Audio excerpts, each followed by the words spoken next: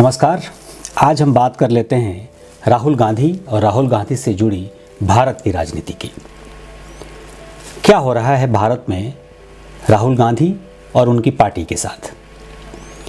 पुराने कांग्रेसी नेताओं ने जिस तरीके से राहुल गांधी का साथ छोड़ा है और जिस तरीके से बयानबाजी कर रहे हैं, उससे आने वाले दिनों में क्या राहुल गांधी की मुश्किलें बढ़ रही हैं या फिर उन कांग्रेसियों के चले जाने से राहुल गांधी पर कोई असर नहीं पड़ रहा है। जी, आप समझ गए होंगे कि ताज़ा विवाद गुलाम नबी आज़ाद को लेकर के है, तो मैं उन्हीं से शुरू करता हूँ। आज़ाद ने एक किताब लिखी है और पिछले दिनों जैसा कि आप सब लोगों को मालूम है कि उन्होंने पार्टी छोड़ दी थी, कश्मीर में जाकर एक नई पार्टी का गठन किया। चूँकि राज्यसभा में उनका टर्म ख़त्म हो गया था, राज्यसभा में वो सदन के नेता रहे और उसके बाद कुछ विवाद हुआ आंतरिक कांग्रेस के साथ, उन्होंने पार्टी छोड़ दी। बुढ़ापे में आकर उन्होंने पार्टी छोड़ दी। कुछ बातें समझने की ज़रूरत है।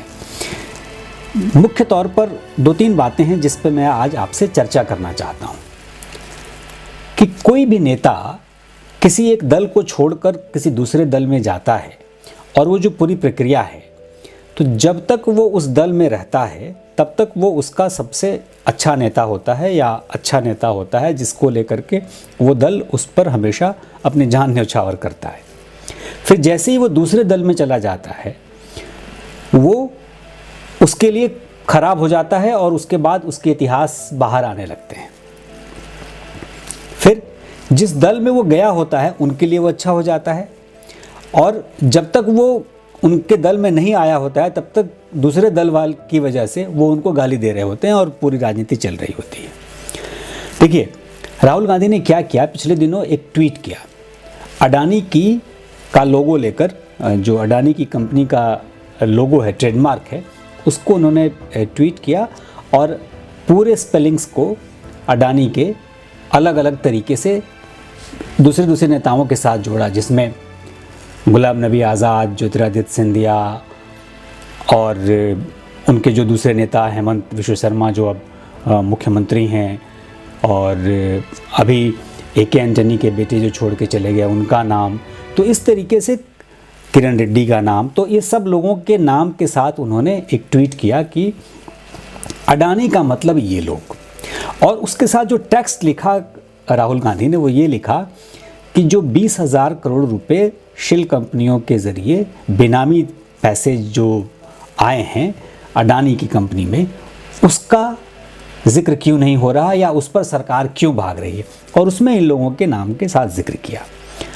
तो मेरा सवाल 2-3 है जो कांग्रेस को भी देना चाहिए और बाकी लोगों को भी समझ में आना चाहिए कि क्या राहुल गांधी उस ट्वीट की फोटोग्राफ्स के ज़रिए ये कहना चाहते थे कि ये जो कांग्रेस के उनके नेता हैं, जो सारे लोग, ये लोग ही 20,000 करोड़ रुपए लगाने वाले हैं, ताकि उनके साथ आप ट्वीट करके बता रहे हैं, पहली बात। और दूसरी बात कि क्या ऐसे सारे भ्रष्ट लोग आप ही के साथ थे और अब वो दूसरे पार्टी में चले गए या अलग पार्टी बना ली या जहाँ भी चले गए, तो जब तक आपके साथ थे तब तक वो क्या बहुत अच्छे थे। अब आते हैं हम गुलाम नबी आज़ाद पर। आज़ाद ने किताब लिखी है, उनके किताब का नाम ही आज़ाद है और उसमें उन्होंने बहुत सारे आरोप लगाए हैं, बहुत सारी बातें कांग्रेस को लेकर के कही हैं और ख़ास तौर पर राहुल गांधी पर उन्होंने एक तरीके से कड़ा प्रहार किया है। वो राजीव गांधी की बात करते हैं, इंदिरा गांधी की बात करते हैं, सोनिया गांधी की बात करते हैं, नरसिम्हा राव की बात करते हैं, मनमोहन सिंह की बात करते हैं। किसी की बुराई नहीं कर रहे हैं, लेकिन जब वो मौजूदा दौर में आते हैं तो कहते हैं कि नहीं भाई, इससे कांग्रेस का भला नहीं हो रहा था और ये सारे सवाल थे। अब उनके इंटरव्यूज़ मीडिया में, भारत के मीडिया में लगातार हो रहे हैं। कांग्रेस हमलावर है उन पर, ये कहते हुए कि भाई उनको पता नहीं इस उम्र में अब क्या चाहिए, हमने मंत्री बनाया, केंद्रीय मंत्री बनाया, कैबिनेट मंत्री बनाया, मुख्यमंत्री बनाया जम्मू कश्मीर का, उसके बावजूद फिर उनको क्या चाहिए, पता नहीं किस वजह से गुलाम नबी आज़ाद ऐसा कर रहे हैं। लेकिन इसी बीच में जब अडानी पर बार बार JPC की मांग हो रही है, का विवाद चल रहा है और लगातार विपक्ष यानी कांग्रेस लगातार JPC की मांग कर रही है अडानी के मुद्दे पर, जॉइंट पार्लियामेंट्री कमेटी की मांग जो लगातार वो कर रही है, उस बीच में शरद पवार, जो उनके मजबूत अलाय हैं एक तरीके से आज की तारीख में, उन्होंने कहा कि इसका कोई तुक नहीं है, जेपीसी की कोई ज़रूरत नहीं है। हिंडनबर्ग पर उन्होंने साफ साफ कह दिया, एनडीटीवी की एक रिपोर्ट में, एक इंटरव्यू में उन्होंने कहा कि उसको बहुत बढ़ा चढ़ा के किया गया और उसको बहुत ज़्यादा मीडिया हाइप दिया गया, इस वजह से ये नुकसान हुआ, ऐसी कोई बात नहीं है। यानी उन्होंने एक तरीके से बिल्कुल अपने हिसाब से क्लीन चिट देने की कोशिश की, अडानी को भी और पूरे इस मामले को भी। तो सवाल ये उठता है कि जिस विपक्ष की राजनीति राहुल गांधी कर रहे हैं, या राहुल गांधी जिस तरीके से विपक्ष को एकजुट करने की कोशिश कर रहे हैं, इकट्ठा करने की बात हो रही है, और राहुल गांधी के नाम पर जैसा कि अभी हुआ कि जब संसद की सदस्यता उनकी गई तो एक देखने में ये बात आ रही थी कि शायद विपक्षी दल एक होगा। हालांकि हमने उस दिन भी ये सवाल आप लोगों के साथ शेयर किया था, खड़ा किया था कि जितने भी क्षेत्रीय दल हैं, क्षेत्रीय पार्टियां हैं, वो अपनी अपनी जगह पर जिस तरीके से अपनी ज़मीन को नहीं छोड़ेंगी तो राहुल गांधी के लिए फिर तो मुश्किल ही होगी। और वही परिस्थिति अब स्पष्ट तौर पर सामने आ रही है। राहुल गांधी के 2-3 मुद्दे बहुत गंभीर तरीके से राहुल गांधी ने उठाए हैं 2024 के लोकसभा के परिप्रेक्ष्य में पहले से।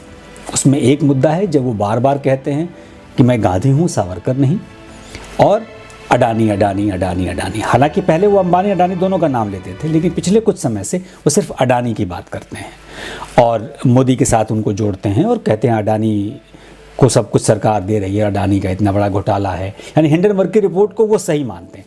सुप्रीम कोर्ट की कमेटी बनी है, उसकी जांच वो करेगी। अब किस तरीके से परिस्थितियां बदल रही हैं वो देखिए। राहुल गांधी जिन 2 मुद्दों पर सबसे ज़्यादा हमलावर हैं, मुद्दों को आधार बना रहे हैं 2024 के चुनाव में जाने के लिए, उनमें से एक मुद्दा सावरकर पर उद्धव ठाकरे के गुट ने अलग स्टैंड ले लिया, स्पष्ट तौर पर समझा दिया उनको कि भाई सावरकर की बात अब आप नहीं करेंगे। और सावरकर, क्योंकि महाराष्ट्र की राजनीति में सावरकर के खिलाफ जा कर के शिवसेना या उद्धव ठाकरे वाली शिवसेना ये तो राजनीति कर नहीं सकती, तो सावरकर वहाँ कट गए, वहाँ चुप हो गए। अब आप सावरकर से बात नहीं करेंगे, सावरकर के मुद्दे पर राहुल गांधी अब बात नहीं करेंगे, ये स्पष्ट हो गया एक तरीके से। अब आइए अडानी पर। अब आपके एक और मजबूत अलाय अडानी पर चुप्पी मार गए, उन्होंने बिल्कुल एस्केप रूट दे दिया। अब आइए आपकी जो पार्टी के जो नेता छोड़ के चले गए हैं, वो क्या कह रहे हैं कि भाई आपकी लीडरशिप ख़राब है। एक तरीके से आरोप आप पे स्पष्ट तौर पे यही लगा रहे हैं। हालांकि उनकी किताब हमने अभी जितनी पढ़ी है उसमें बहुत सारी घटनाओं का जिक्र वो खुले तौर पे नहीं करते हैं, और बाद के पिछले इधर के 10 सालों का तो वो बहुत ज़्यादा विस्तार से उसमें उन्होंने कुछ लिखा नहीं है, छू कर निकलने वाली बात की है।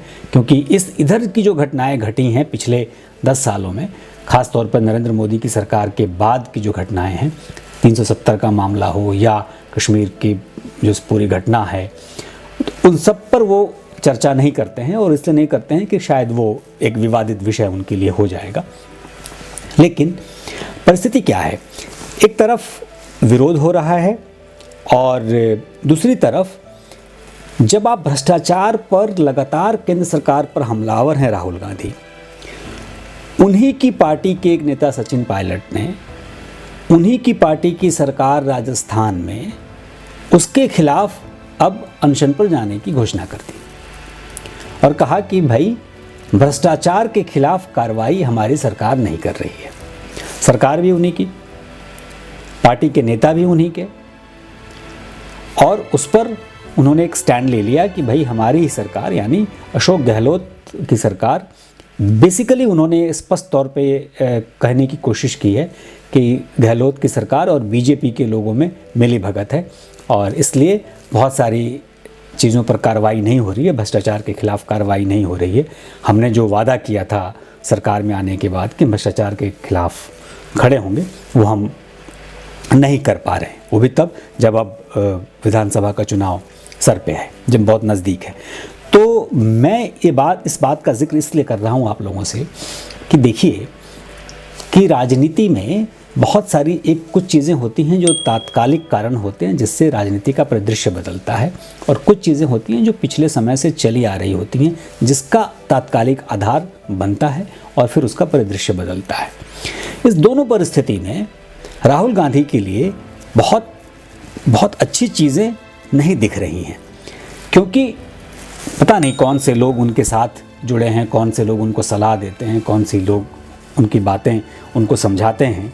क्योंकि जो ट्वीट उन्होंने अडानी वाली घटना पे किया, जिसको लेकर के उनका पूरा जो सोशल मीडिया का आईटी सेल है कांग्रेस का, वो बहुत वाह कर रहा होगा या वाह किया होगा उसने, लेकिन वो उसी तरीके से बाउंस बैक उन पर कर रहा है।